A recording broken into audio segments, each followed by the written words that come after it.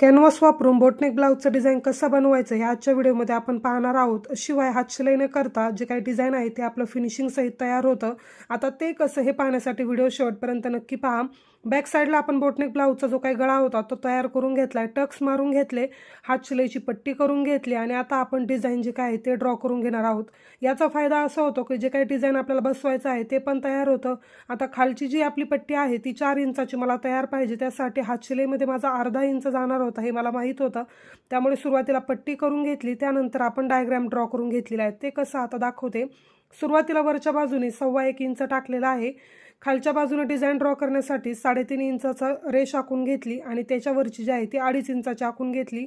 जो काही शेप आपल्याला द्यायचा होता तो ड्रॉ करून घेतला। एका बाजूने चॉकने हे ड्रॉ केल्यानंतर सेम जे काही फॅब्रिक आहे ते पलटवून घेतलं आणि त्यानंतर जी डिझाईन आहे ती दुसऱ्या दिशेने सुद्धा आपली आखली गेली। त्यामुळे आपल्याला पूर्ण डिझाईनची आयडिया येते आणि कुठपर्यंत आपला गळा मोठा होईल छोटा होईल याची सुद्धा एक जनरल आयडिया येऊन जाते। त्यामुळे सुरुवातीला अस्तरवरतीच अशा पद्धतीने जे डायग्राम आहे ते ड्रॉ करून घ्यायचं। हे सर्व झाल्यानंतर पेस्टिंग पेपर मी इथे घेतलाय आणि जे काही चॉकने आपण मार्किंग केले ते आपल्याला कॅनव्हास पेपरमधून इझिली विजिबल होतं। त्यामुळे आपण पेनच्या मदतीने असं ते आखून घ्यायचंय आणि कॅनव्हास पेपर आपला रेडी करून घ्यायचा आहे। पेस्टिंग पेपरवरती हे सर्व डायग्राम ड्रॉ केल्यानंतर आपल्याला एक्स्ट्राचं मार्जिन सुद्धा ठेवायचं आहे, ते तुम्ही 1.25 ते 1.5 इंच इतकं ठेवू शकता। हे सर्व झाल्यानंतर अस्तरचा एक तुकडा घेतला आणि त्यावरती हे सर्व ठेवून आता गोलाकार पद्धतीने आपल्याला शिलाई देऊन घ्यायची आहे। शिलाई देत असताना अस्तरचा जो काही कपडा आहे त्यामध्ये सुद्धा आपल्याला 1/2 इंच ठेवून दुमडून घ्यायचं आहे। मला असं वाटतंय सांगण्यापेक्षा तुम्ही जर व्हिडिओ व्यवस्थित काळजीपूर्वक पाहिला तर अगदी तुमच्या व्यवस्थित लक्षात येईल। गोलाकार पद्धतीने मी जे काही मार्जिन काढलं होतं त्यामध्ये असं 1/2 इंच सोडून एक टीप मारून घेतली आहे आणि त्यानंतर जो काही आपला एक्स्ट्राचा अस्तर आहे तो आपल्याला कट करून घ्यायचा आहे आणि आतमध्ये दुमडून त्यावरती एक शिलाई मार्जिन देऊन घ्यायचं आहे। हे सर्व करत असताना आपलं फिनिशिंग तर व्यवस्थित येते ना याकडे सुद्धा तुम्हाला लक्ष द्यायचं आहे। जर कुठेही घड्या वगैरे पडल्या तर फिनिशिंगमध्ये प्रॉब्लेम येतो आणि ते व्यवस्थित दिसत नाही। आता कॅनव्हास पेपर आपला तयार झालाय।